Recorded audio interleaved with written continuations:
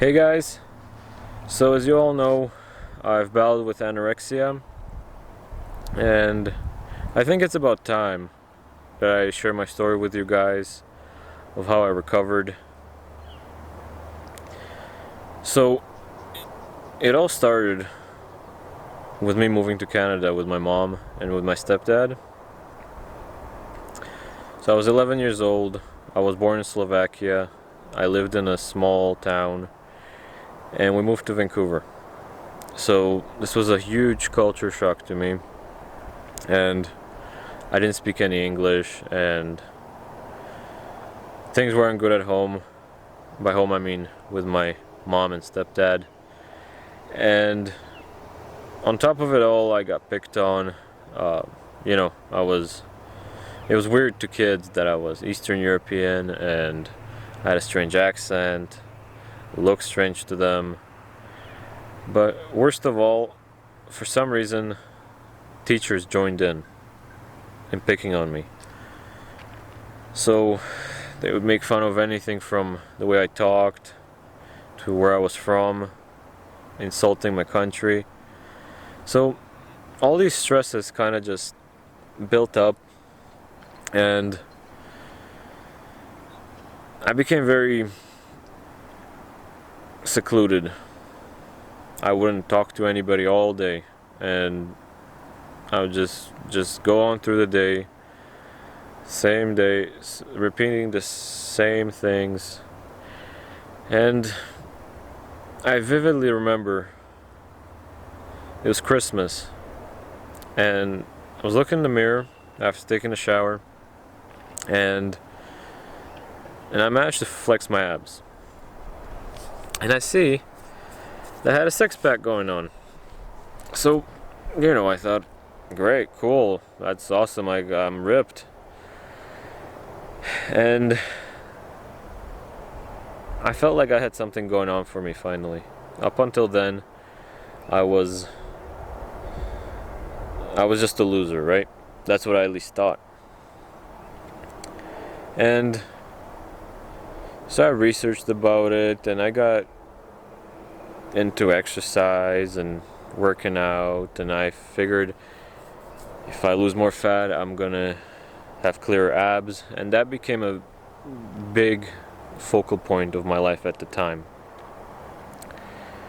And as things went on, I kept losing weight, kept working out, kept losing weight, and I've managed to get down to 55 pounds. Now, imagine I was 5'7" and 55 pounds. So that 55 pounds is not healthy for anybody. And it became almost a source of pride for me. I was skinniest around. I was skinniest in the room, in the city, maybe in the country, I don't know. And it gave me a feeling of identity. So things were so bad, I was constantly blacking out, I was barely getting out of bed, and on top of it all, I had to help my mom with her cleaning business just to make ends meet. So that summer when I was 12, I was working full time, barely able to move. And things went on like this, and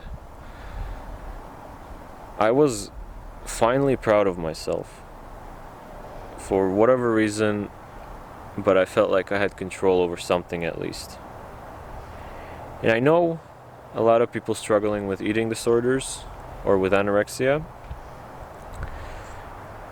feel shame or guilt or insecurity, but that wasn't the case for me. It was more that I was confident from it, and I felt like it gave me more power. And I became that. I became anorexia. That was my personality. I was anorexic, that's who I was. And I had no clue I was anorexic at the time. Just like with any disorder. The first step is denial. And that summer when I was cleaning, I remember the first time I realized something was wrong was there was a girl at a house that I was cleaning, little girl, and she went over to her mom and asked her, "Is Matt okay? Does he have cancer?" And I heard that, and it didn't really hurt my feelings, but I started thinking to myself, wow, am I that skinny? And that was maybe my first wake-up call, but of course it wasn't enough to change my ways. What I believe really pushed me over the edge was the last days before starting recovery. I got into a fight with my mom, and she basically said she's giving up on me, that I can just die. Now, that didn't hurt my feelings, but I guess what happened is exactly as she planned. It motivated me to not die. Now, I did not have any treatment or I didn't go to any clinic or treatment center. All that happened even before I started trying to recover myself was my mom took me to a doctor, and he looked at me and he said, "You're gonna grow out of it." Well, no shit. So I started eating, and by this time I was realizing how bad it's gotten and that I had anorexia. And what I thought is, okay, if I just beat my head and change my way of thinking and recover from anorexia and start eating, I'll be alright. Well, yeah, it took a good half year to finally recover. But what I didn't realize will be the hardest part for me is actually recovering, because when I came to Canada, I felt like I was nothing, and anorexia gave me a source of pride, a goal to work towards, and an identity. And after I've recovered, that was all stripped away. So I went around for a good half a year like a zombie, just soulless. And something clicked in me when I watched Rambo. Stallone just looked so buff to me and so ripped that I wanted to look like that.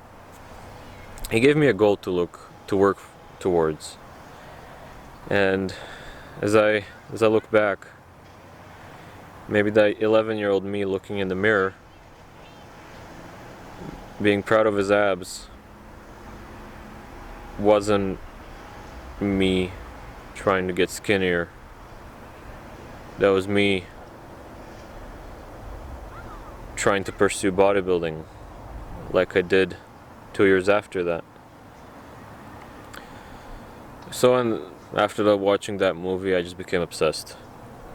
I went on bodybuilding.com every day. I would spend hours and hours right after school just studying. I'd be working out, learned about nutrition.